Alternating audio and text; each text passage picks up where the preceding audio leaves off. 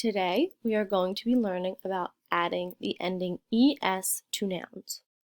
Remember, a noun is a person, place, thing, or animal. Most nouns are made plural, meaning more than one, by adding the ending s. Some nouns are different.